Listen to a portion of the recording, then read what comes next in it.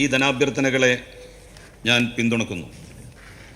ഉന്നത വിദ്യാഭ്യാസ രംഗത്ത് ഇന്നോളം അനുവർത്തിച്ചു പോകുന്ന രീതിയിൽ നിന്ന് വ്യത്യസ്തമായ ഒരു പുതുവഴിയിലൂടെ ഈ അധ്യയന വർഷം മുതൽ നാം സഞ്ചരിക്കാൻ പോവുകയാണ്. 3 വർഷ ഡിഗ്രി കോഴ്സ് 4 വർഷ ഡിഗ്രി കോഴ്സ് ആകുന്നതോടെ ഡിഗ്രിയുടെ ഘടനയും സിലബസുമെല്ലാം മാറുകയാണ്. പ്രൊഫഷണൽ കോഴ്സുകൾക്ക് മാത്രം പരിചിതമായിരുന്ന തൊഴിൽ പരിശീലനം നമ്മളുടെ ആർട്സ് ആൻഡ് സയൻസ് കോളേജുകളിലേക്ക് കൂടി ഒരുപക്ഷെ വ്യാപിച്ചേക്കാം. സാർ, UGC മുന്നോട്ട് വെക്കുന്ന എല്ലാ നിർദ്ദേശങ്ങളും കോപ്പി അടിക്കേണ്ട കാര്യം സംസ്ഥാനങ്ങൾക്കില്ല. UGC പുതിയ ഡിഗ്രി കോഴ്സുകളെക്കുറിച്ച് പറയുന്നത് 1 വർഷം പഠനം പൂർത്തിയാക്കി പോകുന്ന കുട്ടികൾക്ക് സർട്ടിഫിക്കറ്റ് കൊടുക്കണമെന്നാണ്. 2ാം വർഷം പൂർത്തിയാക്കി പുറത്തിറങ്ങുന്ന കുട്ടിക്ക് ഡിപ്ലോമ സർട്ടിഫിക്കറ്റാണ് നൽകേണ്ടത്.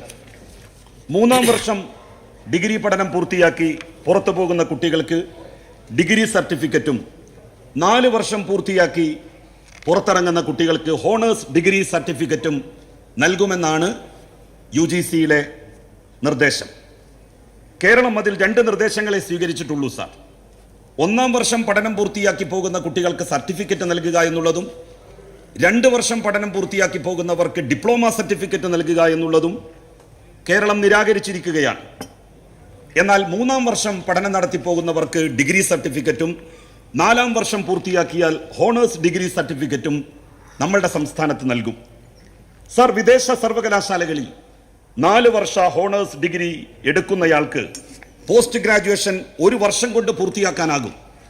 അവിടെ MS-ന് പോസ്റ്റ് ഗ്രാജുവേഷന് 1 വർഷമേ എടുക്കുന്നുള്ളൂ. തത്വത്തിൽ +2 കഴിഞ്ഞാൽ 4 വർഷം + 1 വർഷം 5 വർഷം എന്ന രീതിയിലാണ് പുതുതായി നിലവിൽ വന്നിരിക്കുന്ന സംവിധാനം.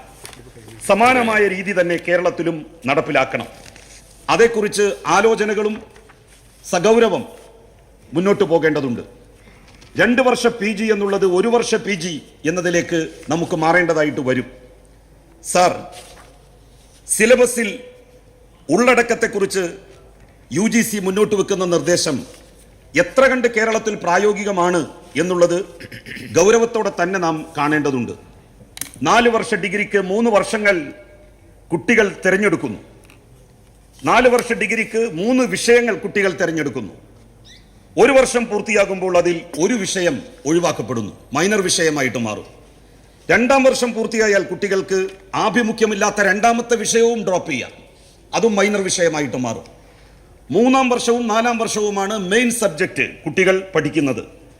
നിലവിൽ ഈ രീതി ഐസറിൽ മാത്രമാണ് നമ്മളുടെ സംസ്ഥാനത്ത് നിലനിൽക്കുന്നത്. ഫിസിക്സും ബയോളജിയും കെമിസ്ട്രിയും ഒരു കുട്ടി ഡിഗ്രിക്ക് എടുത്താൽ അത് 3ഉം ആ കുട്ടി ഒരുമിച്ച് പഠിക്കണം. 1ാം വർഷം പൂർത്തിയാകുമ്പോൾ ഈ 3ൽ നിന്ന് ഏതെങ്കിലും ഒരു സബ്ജക്റ്റ് അവർക്ക് മൈനർ സബ്ജക്റ്റായിട്ട് മാറ്റാം. പിന്നെ 2 സബ്ജക്റ്റുകളെ ഉണ്ടാകൂ. 2ാം വർഷം പൂർത്തിയായാൽ ആ 2 സബ്ജക്റ്റിൽ 1 അവസാനിപ്പിക്കേണ്ടതായിട്ട് വരും, മൈനർ സബ്ജക്റ്റ് ആക്കേണ്ടതായിട്ട് വരും. 3ാം വർഷവും 4ാം വർഷവും പഠിക്കുന്നത് മെയിൻ സബ്ജക്റ്റ് മാത്രമായിരിക്കും. ഇത്തരം ഒരു സംവിധാനം നമ്മളുടെ നാട്ടിൽ നിലവിൽ വരുമ്പോൾ നമ്മളുടെ ഗവൺമെൻറ് കോളേജുകളിൽ, നമ്മളുടെ എയ്ഡഡ് കോളേജുകളിൽ അതിനുള്ള ഇൻഫ്രാസ്ട്രക്ചറുകൾ ഉണ്ടോ എന്നുള്ളത് പരിശോധിക്കപ്പെടണം.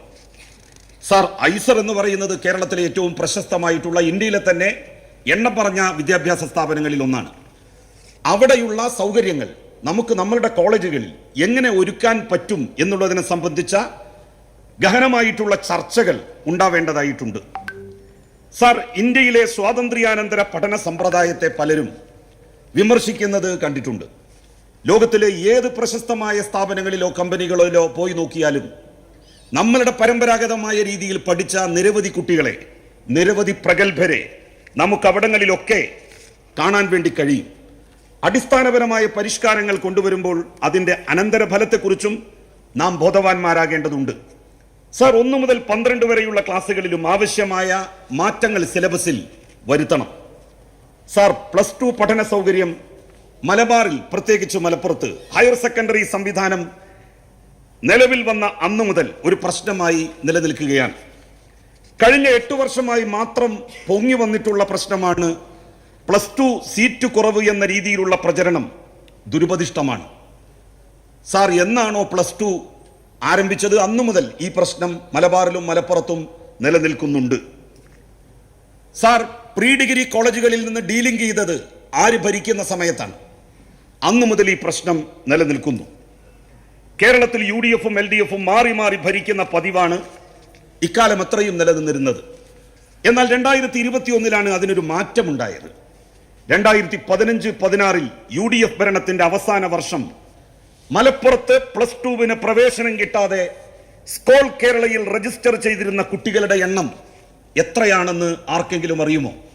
25,000-ത്തിലധികം കുട്ടികളാണ് UDF ഭരിച്ച 2015-16 അധ്യയന വർഷം മലപ്പുറം ജില്ലയിൽ സ്കോൾ കേരളയിൽ സീറ്റ് കിട്ടാതെ സ്വകാര്യ പഠനത്തിന് രജിസ്റ്റർ ചെയ്തിരുന്നത്. 2023-24 അധ്യയന വർഷത്തിൽ മലപ്പുറത്ത് സ്കോൾ കേരളയിൽ രജിസ്റ്റർ ചെയ്ത കുട്ടികളുടെ എണ്ണം 12,000-ആയി ചുരുങ്ങി. പകുതിയിലധികം ചുരുങ്ങിയിരിക്കുകയാണ് സ്കോൾ കേരളയിൽ രജിസ്റ്റർ ചെയ്ത മലപ്പുറത്ത് നിന്നുള്ള കുട്ടികളുടെ എണ്ണം. പ്രതിപക്ഷത്തിന് വിമർശിക്കാം, അതിൽ തെറ്റില്ല. യാഥാർത്ഥ്യവും കൂടി അവർ പറയണ്ടേ. 25,000-ത്തിൽ നിന്ന് സീറ്റ് കിട്ടാത്ത കുട്ടികളുടെ എണ്ണം 12,000 ആക്കി കുറച്ച മന്ത്രി ശിവൻകുട്ടിയെ ഒന്ന് അഭിനന്ദിക്കുകയെങ്കിലും വേണ്ടേ? അപ്പുറത്തിരിക്കുന്നവർ അതിന് തയ്യാറാവണ്ടേ? 185 +2 സ്കൂളുകൾ മലബാറിൽ മാത്രമായി അനുവദിച്ച മുൻ വിദ്യാഭ്യാസ വകുപ്പ് മന്ത്രി ശ്രീ MA ബേബിയെ മറക്കാൻ എങ്ങനെ മലബാറുകാർക്ക്, മലപ്പുറത്തുകാർക്ക് സാധിക്കും? ചരിത്രത്തിൽ ആദ്യമായിട്ടായിരുന്നു സ്കൂളുകൾ അനുവദിക്കുമ്പോൾ ഒരു പ്രദേശത്ത് മാത്രമായി അന്നത്തെ VS സർക്കാരിലെ വിദ്യാഭ്യാസ മന്ത്രിയായിരുന്ന MA ബേബി അനുവദിച്ചത്. സീറ്റില്ലായ്മയെക്കുറിച്ച് വിമർശിക്കുമ്പോൾ ബേബി സാറിനെ കുറിച്ച് നമ്മൾ ഓർക്കണ്ടേ? ഇത്രയും വലിയ 185 സ്കൂളുകൾ മലബാറിൽ മാത്രമായിട്ട് ഹയർ സെക്കൻഡറി അനുവദിച്ച ബേബിയെ. 11ഉം 12ഉം ക്ലാസ്സുകളിൽ മാത്രം മലപ്പുറത്തെ കുട്ടികൾ സർക്കാർ എയ്ഡഡ് സ്കൂളുകളിൽ പഠിച്ചാൽ മതിയോ? ഇവിടെ ചില ആളുകൾ പറയുന്നത് കേട്ടാൽ തോന്നും 11ഉം 12ഉം ക്ലാസ്സിൽ ഒരു നിലക്കും ഫീസ് കൊടുത്ത് പഠിക്കാൻ കഴിയില്ല. അൺഎയ്ഡഡ് സീറ്റുകൾ നമ്മൾ കൂട്ടാനേ പാടില്ല. 1 മുതൽ 10 വരെയുള്ള ക്ലാസ്സുകളിൽ അൺഎയ്ഡഡ് സ്കൂളുകളിൽ പഠിക്കുന്ന കുട്ടികൾ മലപ്പുറത്ത് എത്രയുണ്ട് എന്നറിയുമോ? 93,000-ത്തിലധികം കുട്ടികളാണ് അൺഎയ്ഡഡ് സ്റ്റേറ്റ് സിലബസ് സ്കൂളുകളിൽ നമ്മളുടെ മലപ്പുറം ജില്ലയിൽ പഠിക്കുന്നത്. 93,000.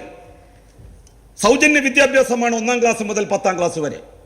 എന്തിന് നമ്മളുടെ കുട്ടികൾ ഫീസ് കൊടുത്ത് അത്തരം അൺഎയ്ഡഡ് സ്കൂളുകളിൽ പോകണം?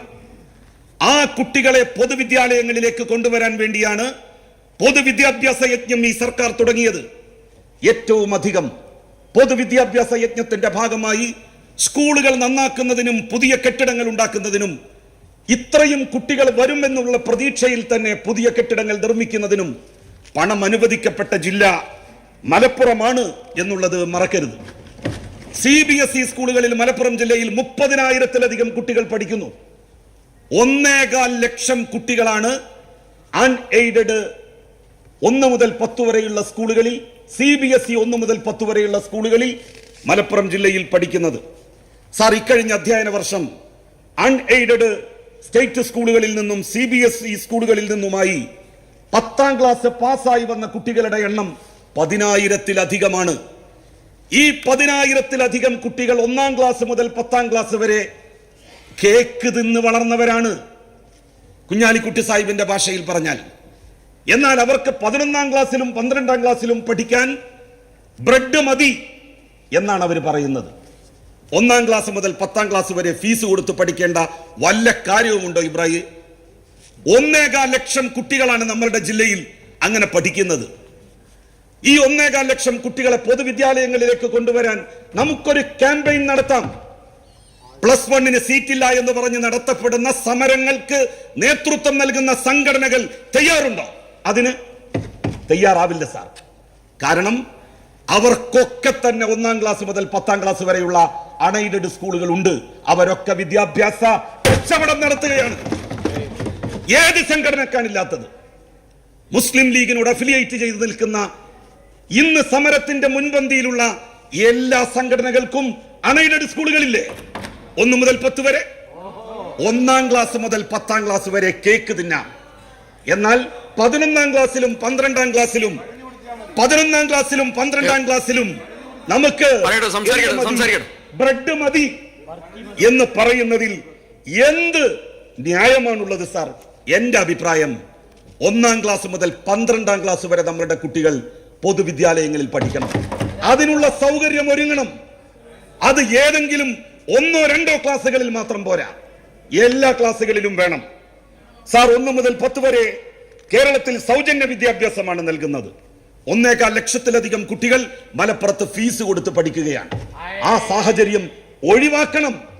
10,000-ഓ 15,000-ഓ കുട്ടികൾ മാത്രമല്ല +1-നും +2-നും ഫീസ് കൊടുത്ത് പഠിക്കേണ്ടി വരുന്ന സ്ഥിതി മലപ്പുറം ജില്ലയിൽ ഉള്ളത് എന്നുള്ള കാര്യം ആരും മറന്നു പോകരുത്. സാർ, ഒരു ക്യാമ്പയിൻ അതിനുവേണ്ടി നമുക്ക് നടത്താം. അതിന് തീർച്ചയായും മുസ്ലിം ലീഗിന്റെ സുഹൃത്തുക്കൾ മുൻപന്തിയിൽ ഉണ്ടാകും എന്ന് ഞാൻ പ്രതീക്ഷിക്കുന്നു.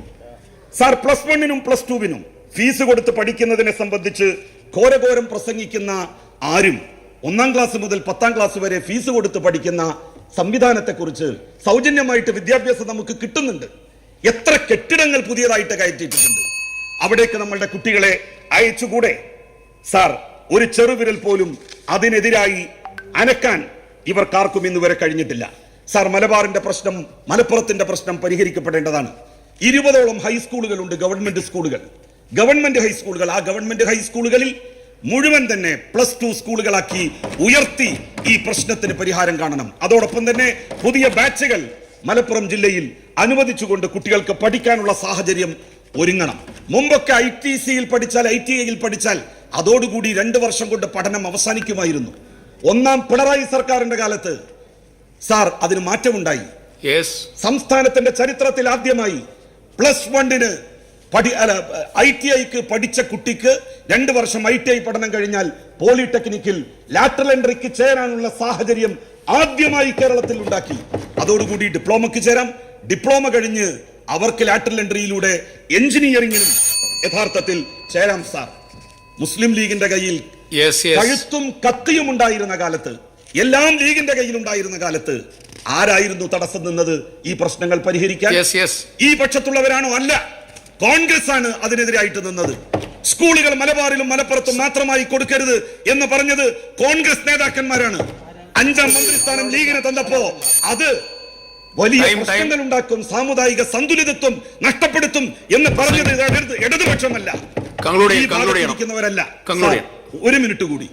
സാർ, സ്വന്തം കഴിവുകേട് മറച്ചു വെക്കാൻ വേണ്ടി മറ്റുള്ളവരെ പഴിചാരുന്നത് എന്തിനു വേണ്ടിയാണ്? ലീഗിനറിയാം ഇപ്പൊ നടന്നു, ഇനിയൊരിക്കലും നടക്കൂലെന്ന്. നിങ്ങൾക്കൊരിക്കലും നടത്താൻ കഴിയില്ല. ഇത് നടത്താൻ ഇടതുപക്ഷത്തിനെ കഴിയൂ എന്ന ഉത്തമ ബോധ്യമുള്ളത് കൊണ്ടാണ് നിങ്ങൾ ഇടതുപക്ഷം ഭരിക്കുമ്പോൾ സമരാഭാസവുമായി രംഗത്ത് വരുന്നത്. ഈ സമരക്കാരെവിടെയായിരുന്നു? 2015-ലും 2016-ലും 25,000 കുട്ടികൾ മലപ്പുറം ജില്ലയിൽ +1-നും +2-നും സ്കോൾ കേരളയിൽ രജിസ്റ്റർ ചെയ്തപ്പോ വിശുദ്ധ ഖുർആനിലെ വിഖ്യാതമായിട്ടുള്ള ഒരു വചനമുണ്ട്. നിങ്ങൾ ചെയ്യാത്തതാണോ നിങ്ങൾ മറ്റുള്ളവരോട് കൽപ്പിക്കുന്നതും പറയുന്നതും? അതിനേക്കാൾ വലിയ പാപം മറ്റൊന്നില്ല. അതാണ് സുഹൃത്ത് ഇബ്രാഹിമിനെ ഓർമ്മിപ്പിക്കുവാനുള്ളത്.